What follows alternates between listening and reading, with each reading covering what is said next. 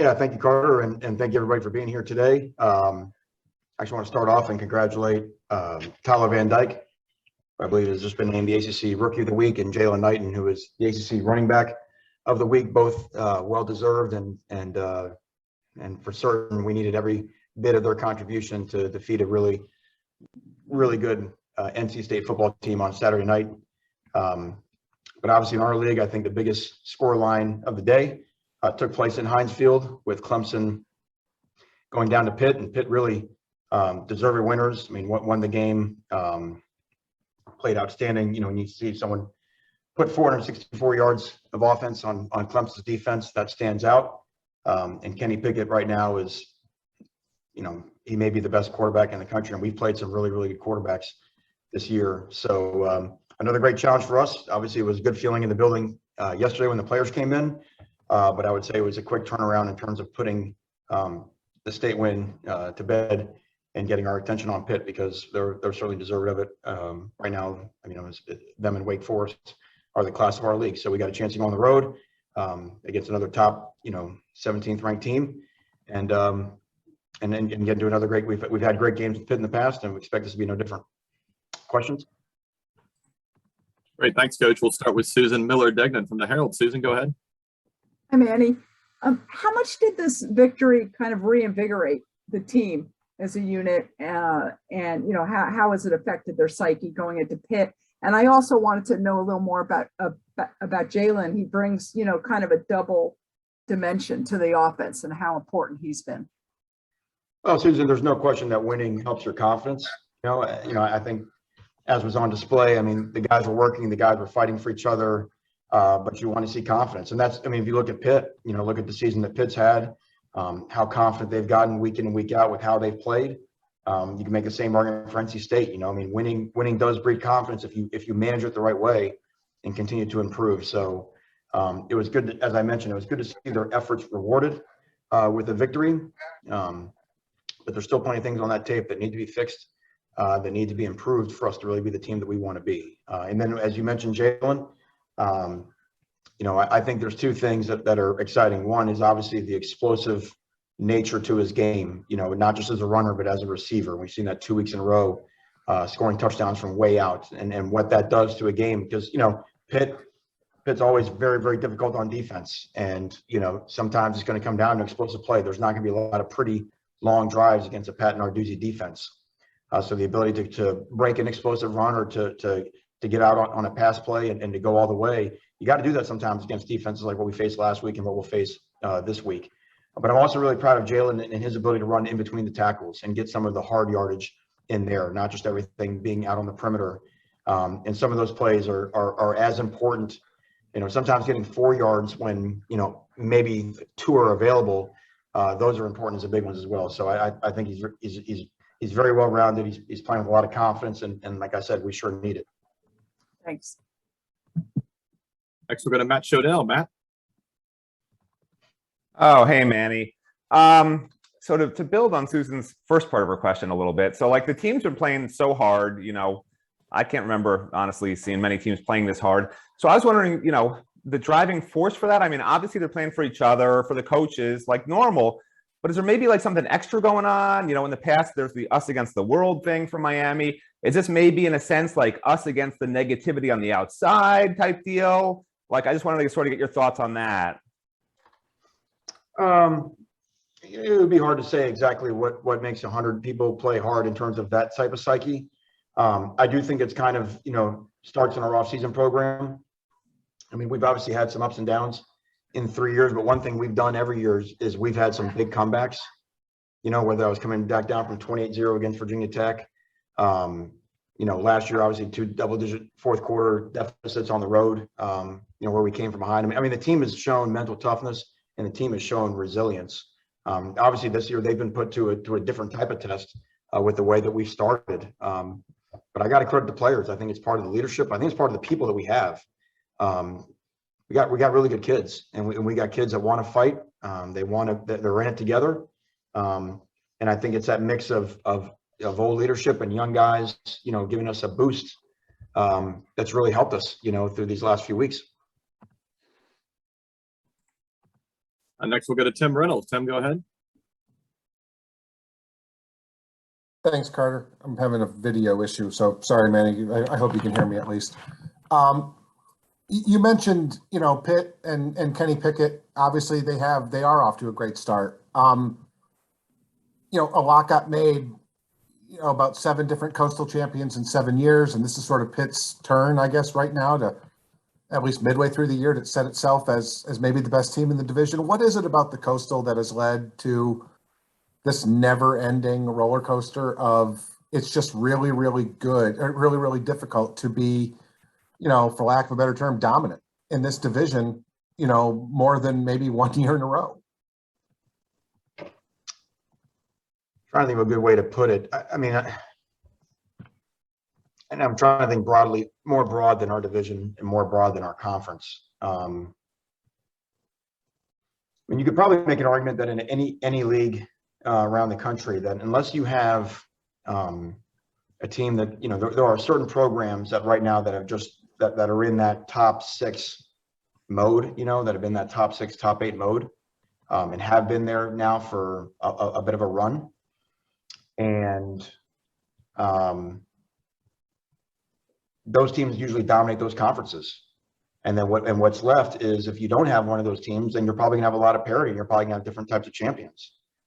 Obviously that's our goal. Our goal is to get back to the point where, we're one of those teams in the top of the country, which means that we're one of the teams that's dominating our division in our league. And Just joining Manny. you see that around the country. But I think if you don't have that power, then you're gonna have I think it bears out every week. Other than, just a select few of teams at the top of college football, there's a ton of parity around. So I think what's going on in our division is probably just more indicative of what's going on everywhere. You look at the Atlantic. It's hard to say right now who's going to the Atlantic division right now. So I think it's just kind of where we're at. We're trying to, that's our job here. That's what I'm passionate about. Is getting this program to the point where we have the ability to dominate this conference, but we have a lot of respect for these teams that are in this division. There's some really, really good coaches and good players, and it's never easy to win your division. Manny, a quick follow. You've mentioned in the past couple of weeks the importance of I think you've called it Tell the Truth Sunday. How does that differ after a win? How important is it to be critical after a win as well? Thank you. It's absolutely important. What we always say is that, the offense players only watch the offense film, the defense players watch the defense film, the guys in special teams watch the special teams plays. Your film never says whether you won or lost. It is only a collection of plays that happen on your side of the ball. So to that point, what we're always trying to do is we're always trying to correct the performance. There's always a way to perform better. And certainly in all 3 phases, there's a ton of room for improvement. So we're happy that we found a way to win the game. But again, I do think we were a better football team last Saturday than we were in Chapel Hill. And I think we're actually better in Chapel Hill than we were against Virginia. We've got to continue to make that type of improvement to where we are with Pitt. There's still a high sense of urgency in this program because we started behind. Next, we'll go to David Lake. David, go ahead. Hey, Coach. Wanted to ask you about, ever since you were kind of the head coach here, you've talked about the importance of alignment from head coach, athletic director to president. I'm curious, after Blake James's actions last Friday, if you feel like the alignment between you and him is still there right now. Yeah, I would think it is. I think I know this, we both want the same things. But to me, what I'm aligned with a program that's mentally tough. I'm aligned with a program that's filled with competitors. I'm aligned with a program that looks adversity in the eye and finds a way to overcome it. And I think that's reflected in the way that our guys play. This is to me, for me personally, this is not just a job. I'm not trying to win a game to keep my job. This is a passion for me. This is, every time I walk in on the cane walk and I make sure I want to make eye contact with every 10, 11, 12-year-old that I see, because I think about myself in the Orange Bowl, watching the Canes and how important it is to me to get this thing back to that level, and fully understanding how difficult it is to get there, how much work it takes, how much heavy lifting it takes, and not just by one person. It's a staff, it's the program, it's the entire university, it's our network of donors. It takes a lot of heavy lifting to get back to the top. The the biggest mistake is the assumption that it's easy. It can never be easy to be at the top in any line of work. It should be hard. It's meant to be hard. That's what makes it so special when you're there. And I think what's so cool inside our locker room is we have a lot of guys who embrace doing hard things, and I think that's what you've seen on the football field over the last couple of weeks. We want to make sure those results are wins, and that's why we got to get better. We have to coach better to play better. But the other part, and that's why I say the toughness, the resiliency, and the way to look adversity in the eye and to not flinch and not blink. There's a locker room of guys that don't flinch. And to me, that's the alignment down forward. Next, we'll go to Manny Navarro. Manny, go ahead. Hey, Manny, 2 questions for you. The first one's kind of out of left field just because I'm writing a story specific to them. But American Heritage School, I know you got 2 guys from there in Plantation, and they've got 9 guys now in the NFL. I think it's 3rd most of any high school in the country. Just curious about what makes that place special. I know Coach Rumpf obviously played a big role in turning that place around. Yeah, I think just from hearing Coach Rumpf talk about it, number one, they've got great leadership at the top part of the school. The school president, they're about the right things. And if you're about the right things, you normally attract the right kids. Well, first of all, you attract the right staff, whether that was Mike Rump or Pat Surtain, and they've got they've always had a phenomenal group of assistant coaches in there. So their kids are going to be well coached. And there's other programs in Broward and Dade that are the same way. I don't want to just think, single out Heritage. But they do. They attract really, really talented people. And that's, kind of how you build a great program, right? Like-minded people attract like-minded people. And then once you have a framework and a pattern for success, then now your success sells itself. So you see that with, whether that's, Heritage or STA or, Gibbons or Deerfield or Chaminade. I mean, there's so many programs, across Broward County, Western that have found a way to Dillard's, doing a great job right now. There's a bunch of schools that are finding a way to have some success, and that's, and again, I'm leaving some out, not intentionally, but that's a big part of it. What wins up there in Broward County. And then the other one was just, I know the 2 plays right before the half defensively, the 2 big pass plays. I know that probably bothered you. Just curious, if it was a coverage breakdown in terms of guys just not doing what they're supposed to do, or guys getting to the ball late. I guess what's the best way to sort of describe what happened on those 2 pass plays? The best way is not the word bothered. It would be a much stronger word than bothered. I mean, the first play, it's cover 2. It's 4 verticals against cover 2. And all we got to do is stay in our half of the field. If you stay in half of the field, the quarterback doesn't even throw the football to that outside lane. So we were guessing. We were trying to guess and anticipate, on another throw or something like that. It was a mistake. And I mean, mistakes in critical times get punished like that. And then the same thing with on the next play. And we didn't have a safety in the middle field. We didn't match up to the vertical threat. I mean, it was just, it was bang, bang. It was just as poor plays you can have in any time of the game. But then when you consider it was in the last 40 seconds, just inexcusable. The proud thing I have, we went in the locker room, we owned it. We put it in the past, which is where it lived. And then the offense did a great job of picking up the defense, went down the field to start the 3rd quarter, got a touchdown, got us back in the lead. And then I thought we played really great complementary football from there to get the win. Thank you. Next, we'll go to Chris Stock. Chris, go ahead. Yeah, Coach, I wanted to follow on that. I just want to get the cornerbacks. We saw Marcus Clark and Isaiah Dunson play more. We saw Couch and Ivy play less. Could you summarize kind of where the cornerback position, the shuffling, kind of where it is right now as a group? Yeah, I thought Stevenson played very well. I thought Marcus Clark played really, really well. I thought Marcus, for his first start, I think he had 1 missed tackle, but other than that, he tackled, great, covered great. I mean, they're really, really good at throwing fades in the red zone. He did a great job breaking up the fade in the red zone. Really encouraged by his play. Couch was basically sick all last week. So was kind of struggling, had to get an IV at some point during the game. He just wasn't up for the races on Saturday. So it'll be obviously with Pickett. TC's a guy that we believe in a lot, and it's gonna be an important week for him to do a great job in coverage against them because they've got really talented wide receivers at Pitt. DJ Ivy still factors in for us. Still does a nice job playing. So we're gonna need some depth. You mentioned Dunson. Dunson may have to move to safety. Actually, I meant to mention this. We're going to lose Bubba Bolden for the rest of the year. In the Virginia game, He hurt his shoulder. He's tried to play with it the last 2 or 3 weeks.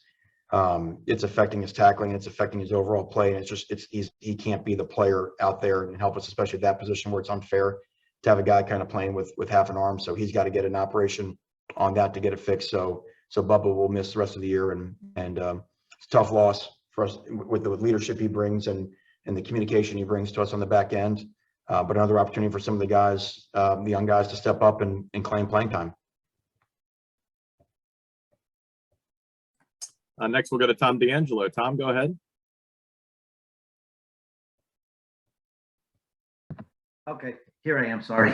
Hey, Manny, anybody who's been in the business as long as you have is going to go through what you're going through right now and what you went through last week, and all kinds of people you don't know, people questioning your job security and can you do this, can you do that? Because of that, because you know the nature of this business, I don't know how much easier is the word, or how much, because you know it's probably coming at some point, you can just put it out of your mind, not think about it, go on and do your job. How do you, because we know the players were impassioned about saying things about you last week. How do you go about this with all that swirling? I mean, the only way I know is you don't make it about you. I mean, I guess that's why I keep going back to when you play a game and when you win or lose, right? You come in the next day, you obsess over it. And again, like, you can win by 50 or lose by 50. You get with the players, we talked about it before, it's tell the truth Sunday, you go on, but then the competition for the next game, it starts immediately. I mean, last night we're on Pitt, like we're competing against Pitt. And to me, the way a competitor thinks is that, you've got to out-compete Pitt's players and coaches on Sunday night. You got to outcompete them on Tuesday practice. You got to outcompete them on Wednesday. I mean, it is everything you're doing, you're competing. Now the game is the ultimate manifestation of that week-long competition, but you're engaged. That's kind of what I mentioned Saturday night after the game. Like it's hard, I guess, to explain, but you're engaged in a battle all week, and that is all consuming. Because all you're thinking about at that moment is what are they trying to do to find a way to beat you, and you got to find everything. You got to make sure that everything is covered, that there's no stone left unturned, or every other cliche you can name. I mean, so it is. That's it. I mean, and that's the great thing. I mean, and that's why I sympathize, because our families deal with it. I understand because they don't. During the week, we get to go fix it, and we get to go get into a competition where everybody else has to wait till the next game Saturday at kickoff. So I understand why it's difficult from Monday to Friday. But inside the building, I think the players understand that all we're doing during the week is we're competing to become a better version of what we were a week ago the following Saturday. Next, we'll go to Gary Thurman. Gary, go ahead. Hey, Manny, I had 2 questions. The first, I guess, since Tom just asked that one, would be an extension of that, in that you've got ballpark 100 players on the team, and they've all got moms and dads and uncles and brothers and sisters and friends and high school coaches. So really you're managing 500-600 people and trying to keep everybody together and on the same page and not pointing fingers and attitudes right and all that. I imagine that just you went 322 days between victories against the Power 5 team. How much does winning help you as the head coach in that challenge of just keeping everybody together? Doesn't hurt, Gary. I'll tell you that much. But I will say this: it does help. But all you have to do is look around the country, even in the portal. Sometimes guys want to play more than they even want to win. So I think it's, I think it's especially important now in the era of the one-time transfer portal, of who you are, being who you say you are to the players, because it's impossible to keep them all happy. There's just more that want to play than snaps you have to give out. And we saw that with the team, in September. I think we're way more settled as a roster than we were back in September. But it's difficult, and I think you got to keep you got to tell the truth, and you got to sell it. And we always talk about critiquing the performance and not the performer, where nothing's personal, and the players have to believe that that you're invested in them reaching their maximum potential. But despite all that, they're still going to want to play, and we can't make them all happy. And so you just try to show them as much as possible that we're for them. You try to show them as much as possible, and that doesn't mean everything's unicorns and rainbows. I mean, sometimes being for them is telling them the hard truth, and some want to hear it, some will hear it, and maybe their families don't want to hear it. Like you said, I mean, yes, you are responsible for a large network, but I think the most important thing for our staff is being who we say we are, being the same people every day. And that's why we try to, we grade everything we do. You show video. We try to keep it non-subjective and non-opinions, because Lord knows there's enough opinions to go around on, what this, what that. So we try to measure everything we do, because that way either the film or the numbers, they say what they say. And you've seen that this year with some of the adjustments we've had to make in depth charts. I mean, it's not personal, but there's some spots where if we're not getting the productivity we need, we got to move on. And I'd argue that that's helped us this year. And then as a follow to that, recruiting began with so much promise on June the 1st with the barbecue and the players and the level of players that you guys were able to get out there that day. And obviously for a million different reasons, circumstances of the season and everything else, it probably hasn't gone by your exact blueprint at this point. Now you're getting closer to December. Can you just give us your summation of where you feel recruiting is and what you guys need to get done here in the next, I'd say, 6-7 weeks? Right. Well, in the summer, what we said was we really started taking commitments.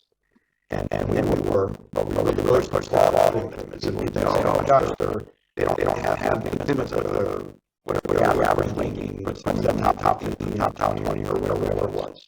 But of course, that collective was ranked lower than we did on the average ranking, which is we just didn't have that way. We never felt uncomfortable. I don't know where our numbers are, how many people did we be able to sign in December. Anyway, from high school, it's certainly not going to be near 25. So for us to have our classes right now, with the ones where we don't feel that the guys to take us to the top of the mountain just to climb up the rankings or whatever. I just don't know that's where we want to be. We're about to enter an off-season, unlike any off-season ever in college football history. And we have only extended 7 more of our initial scholarship, but I think we live in an area now, we have a chance to really dramatically improve your team from year to year, maybe more so than ever in the past.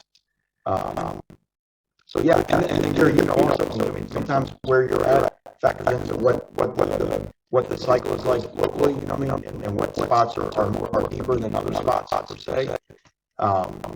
So I'm not going to sit here and say, oh gosh, it would be great if we had 7 more high-profile kids committed. Of course, that would be better. So I'm not trying to make it like that's not true, but there's still some really high-profile guys that we've been running the whole race on that we know are not going to stop. I don't think this time. I know this time last year we didn't have James, we didn't have LT, and I'm not even sure we had Jake Garcia this time last year. Those were game-changing guys that we were able to get at the end, and that transformed our class. So if we had sat and had this conversation, of course, the record was going better a year ago. If we had this conversation a year ago, the guys have really turned that class and took it to a different level. I don't even think they were able to vote yet. So the big key is this, Gary, is that and this is the thing, look, when we don't play well, certainly that's going to provide some challenges. And the challenges always come from the teams recruiting against us. There's a lot of reasons to recruit against the University of Miami. Everyone that comes down here wants to see us fail. But that's another layer to when we turn on ourselves. When I say we, meaning Miami, when we turn against our program, all we do is scare recruits away. That's all we do. All we do is make it more difficult to recruit down here. Instead of the opposite, encircling the wagons and more of that don't flinch mentality. So I get it. I know the results have to be it's a results business. I understand that, but the results come as the recruits come. And you're seeing that this year. I mean, you see the impact. Some of these impact freshmen. All I do is look at the game on Saturday. So I think things are going to be I think where we stand today in October will look very different in December. But the main thing to me now, given the current structure of college football, is who are the 85 guys that run up onto the field the first day of practice in August? Because that's your football team you got to go fight with. And there's a lot of, like I said, we're we're in a new era right now, and I'm curious to see how that goes. Next, we'll go to Kobe Price. Kobe, go ahead. Hey, Manny, kind of focusing back on the safety room, especially with Bubba's injury, keeping him out for the year. I guess, where do things stand from a depth chart standpoint in terms of rotations? I don't believe we saw Gervin out there against NC State. I think you said, my connection been a little spotty, so I think you said Dunson's going to move to safety. I guess, where do things stand? And I guess also Avonte, how much more do you anticipate him getting? Yeah, Avonte got a lot of reps on Saturday, or he was able to play in our third down package Saturday. Gervin did play special teams, and I think Gervin's can have a role to play going forward. We do think Dunson can help us at safety, and then obviously James and Cam. So I think that gives you four or five capable guys, not just in terms of playing the two safety positions, but when you talk about sub packages and nickel and dime and things like that. So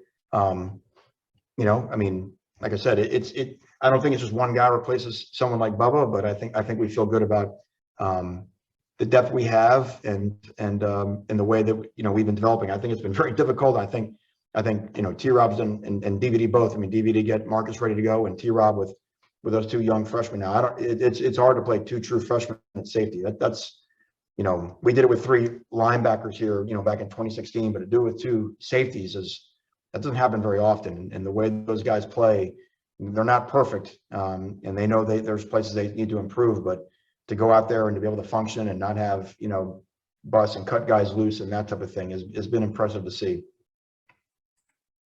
We've got time for two more. We'll go to David Lang. David, go ahead. Hey, Coach. Wanted to talk to you about two plays at the end of the game and see if maybe it has a little something to do with momentum. The first play was the last tackle when NC State had the ball, a really solid open field tackle. The team's had trouble tackling all year, but they make that play. And then the second play was Tyler Van Dyke throwing that last first down before you guys can kneel it down. How do you take the success of those two moments and carry it forward this week to Pitt? How does that help confidence? Well, I think the Cam tackle, I think that kind of put the cherry on the cake of our tackling. We had, by the way we graded, we had 8 missed tackles on Saturday, which, and that number had been in the 20 region and stuff like that. So it's not complicated. We played better because we tackled better, and to see Cam make an open field tackle like that on a play where, as you mentioned, where, that wasn't always 100% proposition for us. I think that gave everybody confidence that, the point of emphasis that we put on, during the week. And again, as we mentioned, some of the depth chart changes matter, and we are a better version of ourselves because of that. I think the sequence when we were on offense, I think was in line with kind of our thought process during the course of the game. We had to be aggressive. To me, when you're up by 1 and, certainly State had 2 timeouts, but there was about 2:40 left, something like that. Punting them the ball with 1:40 left in the game with the way that they can score. Notwithstanding the mess at the end of the first half, but the way they can throw the ball and the way that they can score. When you're down by, and they need a field goal to win, so our mentality is if we're up by 1 late in the game, it's as if the game is tied. We still got to be aggressive. So we had a run on first down. They blitzed off the edge. We kind of missed a block. You see on film, there's a gap. We thought we could spit it out there. Didn't get it done. Second down, we were going to sprint out and throw the football. A safe pass. But if it wasn't there, which they did a nice job taking away, we didn't want to throw the ball away. Of course, we got to keep the ball running. So Tyler, sort of takes a sack. We lose a couple more yards than we wanted to. But then we get there in a 3rd and long, and you've seen that a million times where somebody just runs a draw, they punt the football, and and now here it goes. They have no timeouts, but they've got the ball. And the premise is you can only score in this game with the football. That's obvious, but it's still true. And we ran a play. We knew they'd be in maximum coverage. We thought they might be expecting a run, but they're going to play an 8-man drop. And we had run this play twice earlier in the game, and we got Mallory running a crossing route, and they're going to cover Mallory. But Jalen Knighton is running underneath of Mallory. So if they cover Mallory, you can dump it to Jalen. We converted a 3rd and 10 on that play earlier in the game. Now it was going to be hard to get 14 or 15, whatever we needed, but that was going to give us our best chance against a drop 8, sort of prevent coverage. And football gods are funny. For whatever reason, they didn't cover Mallory. Now, the coolest part of the story, and I did mention this, is that a vet quarterback would have said, we've already run this twice. They covered Mallory both times. I'm going to Jalen.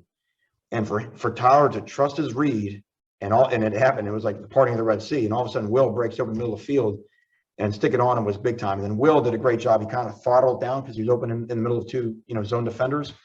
And so happy for Will, who obviously played great Saturday, to make that play after some of the ups and downs he had early in the season. For him to make that play and get that first down, I thought it was a great play call by Rhett, but a great trusting his progression by Tyler. And that's some vet stuff. Rookies don't really do that. It's certainly not rookies in their third game against the number 1 third down defense in the country. So NC State will be moaned the fact that they left him wide open. The ball would have gone to Jalen had it done, but sometimes, fortune favors the bold. And we'll wrap up with David Wilson. David, go ahead. Hey, Manny. I wanted to ask you a little more about Avonte. It seemed like he was in there basically on every kind of third and long you guys had. So obviously you feel really comfortable with him in that role, I would assume. Just where is he kind of at? What's he kind of I would assume he's going to have to play more now with Bubba out, but just where's kind of your comfort level with him and all the different things he can. He will. I'll tell you, he actually probably got in a little bit more than we thought he would on Saturday. Avonte is drinking out of a fire hose right now a little bit, trying to get up with the speed with the rest of the guys. But I'm going to say this in the best way possible. We didn't notice him on Saturday.